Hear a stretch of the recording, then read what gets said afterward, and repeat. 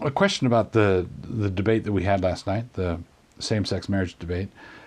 In your role as moderator, one of the things that you did that interested me was you took a show of hands before the debate of who supported the proposition before the House, who was against, and you allowed for abstentions at the beginning of the debate. And then at the end of the debate, you asked for a show of hands, no abstentions, in favor or opposed.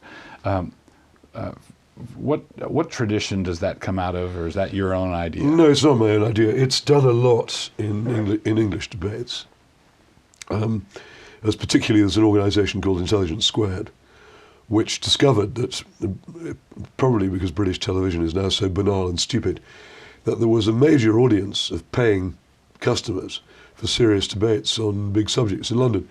And they do it, though they do it by paper ballot, which I think gives people the opportunity to vote fraudulently. So say you want your cause to look as if it's triumphed, you vote the other way secretly at the beginning. And then you vote the way you always meant to at the end. So, and then your side looks good. With a show of hands, that's harder because people will see how you vote, and you're much less likely to betray yourself.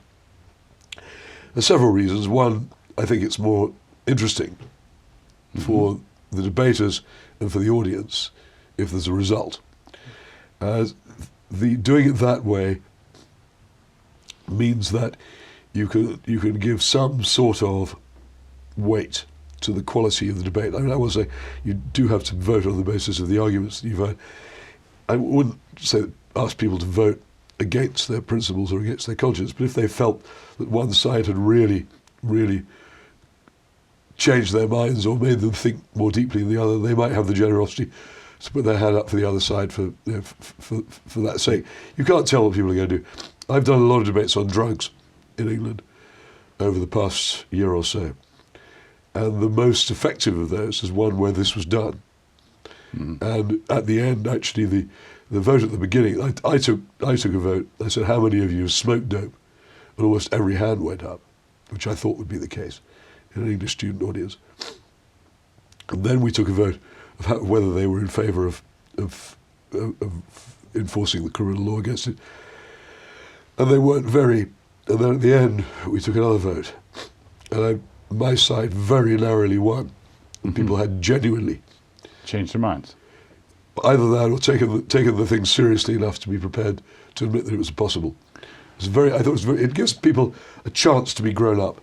One of the things that basically it's very interesting how intellectual exchange, debates, collisions have been neutered.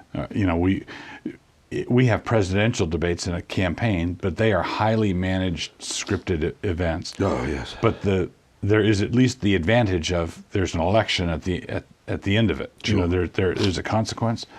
But there are other places where you just go into a room and you debate, and the people are allowed to construct whatever story they want after the fact. Oh, our side carried the day, or they can do the spin room. I mean, a vote is not decisive.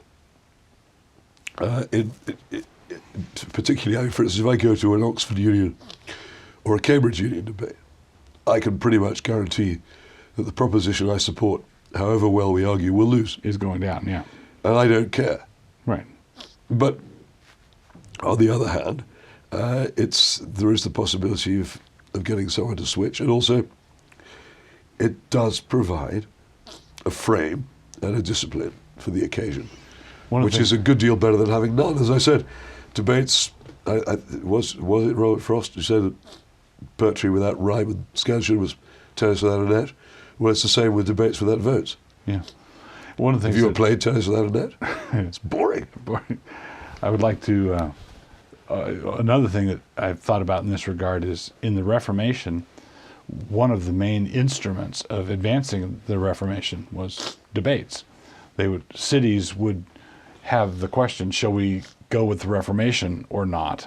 And they would hold a public debate, and then the city would decide. You would have a debate, in effect an election, but it was an election on a proposition. Shall we ally with the Roman Catholic Church, or shall we ally with the Reform movement? Yeah. The debates mattered. Yes.